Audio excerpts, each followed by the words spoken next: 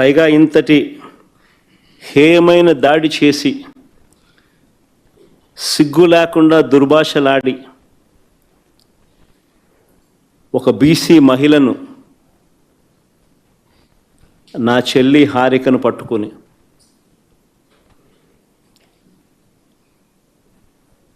మహానటి అని తెలుగుదేశం వాళ్ళు మాట్లాడుతున్నారు.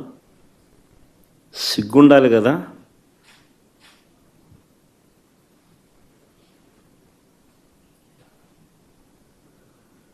మీరు తప్పు చేసి అనకూడని మాటలు మీరంటూ కారద్దాలు పగులుకొట్టి దాడి చేసి ఆమెను మహానటి అంటారు.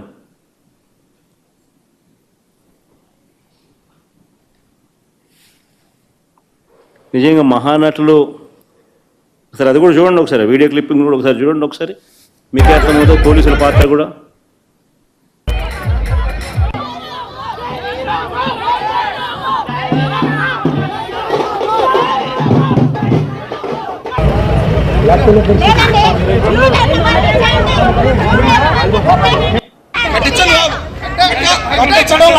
జరగాల్సిందే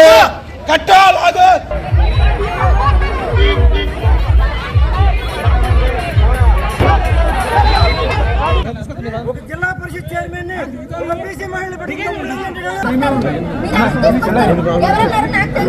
అలాగే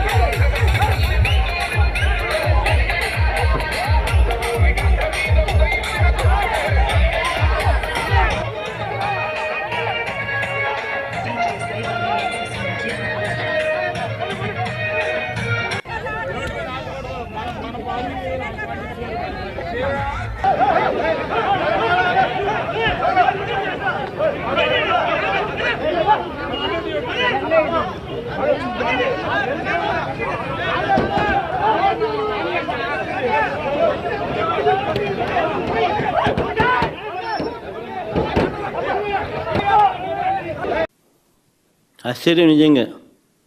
పోలీసుల దగ్గరుండి పోలీసుల ఆధ్వర్యంలో వాళ్ళ సమక్షంలో జెడ్పీ చైర్మన్ మహిళ, స్థానిక జెడ్పీటీసీ సభ్యురాలు పరిస్థితి అది. మళ్ళీ మహానటి అని చెప్పి రివర్స్ ఆమెను అంటారు. ఎవరు మహానటులు? దానవీర సూరకర్ణ కన్నా గొప్పగా యాక్టింగ్ చేస్తూ ఉన్నాడు చంద్రబాబు నాయుడు. ఎన్టీఆర్ ఎక్కడికి వెళ్ళిపోవాలి, చంద్రబాబు నాయుడు గారు లైవ్ యాక్షన్ ముందు. ఈ ఘటనలో నాగార్జున యాదవ్ అనే మరో జెడ్పీటీసీ భర్తను కూడా కొట్టారు దారుణంగా.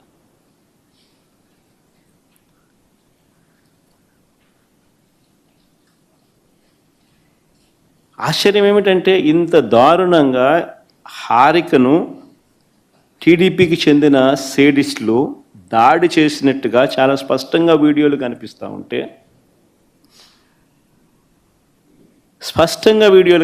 ఉంటే ఇప్పటి వరకు ఎంతమంది మీద కేసులు పెట్టారు?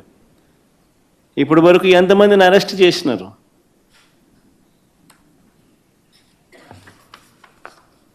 ఎవరిని అరెస్ట్ చేయాల? కారణం ఏంటంటే వీళ్ళే దగ్గర నుండి పంపించినారు, పైనుంచి ఫోన్లు చేసి చెయ్యండి అని చెప్పి వీళ్ళని. ఎందుకంటే 8వ తారీఖున పేరుని నాని ఏదో ఒక సినిమా డైలాగుల గురించి ఏదో మాట్లాడాడట. 11వ తారీఖున ఇది 2 రోజుల తర్వాత 3 రోజుల తర్వాత ప్రోగ్రాము జరుగుతూ ఉంది గుడివాడలో. చంద్రబాబు నాయుడు గారి రీకాలింగ్ చంద్రబాబు మేనిఫెస్టో కార్యక్రమానికి వీళ్ళు అటెండ్ అవుతున్నారు.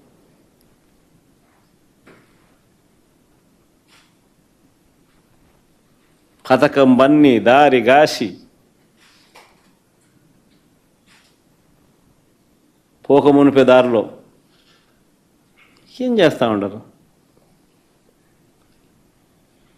ఆశ్చర్యం ఏంటంటే కళ్ళ ముందర కనిపిస్తూ ఉన్న ఈ వీడియోని పక్కన పెట్టి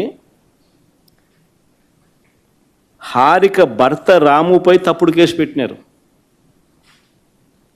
హారిక భర్త రాము తన కారుతో గుద్దాడని.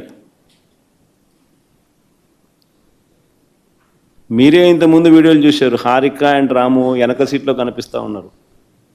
ముందర సీట్లో కాదు, వెనక సీట్లో కూర్చొని ఉన్నారు వాళ్ళిద్దరు.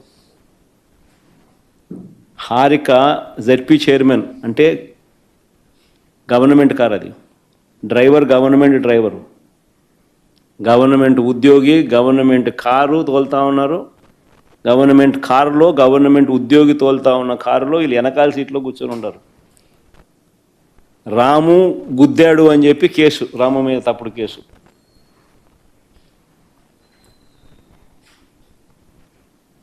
ఒక బీసీ మహిళకు మీరు చేస్తూ ఉన్న గౌరవం ఇదేనా అంటున్నా.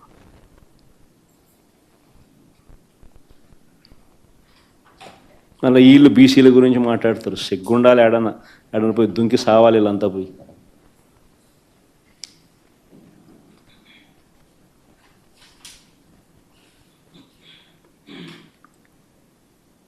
మరుసటి రోజు, ఆ రోజు కాకుండా మళ్ళీ మరుసటి రోజు పేర్ని నాని, ఖైలా అనిల్ కుమార్ సహా పెడనలో సభ పెట్టిన వారందరిపైన మరో కేసు పెట్టినారు. నేను అడుగుతా ఉన్నా, ఎందుకు కేసు పెడతా ఉన్నారు? ప్రజాస్వామ్యంలో ప్రతిపక్ష పార్టీగా క్యాడర్ మీటింగులు పెట్టుకోకూడదా?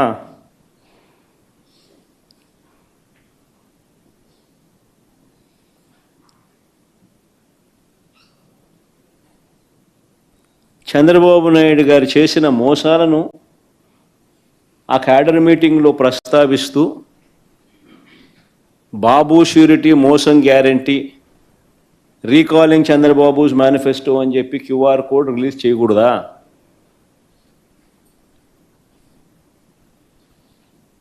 అడుగుతా ఉన్నా. ప్రజాస్వామ్యంలో ఉన్నామా లేమా అని అడుగుతా ఉన్నా.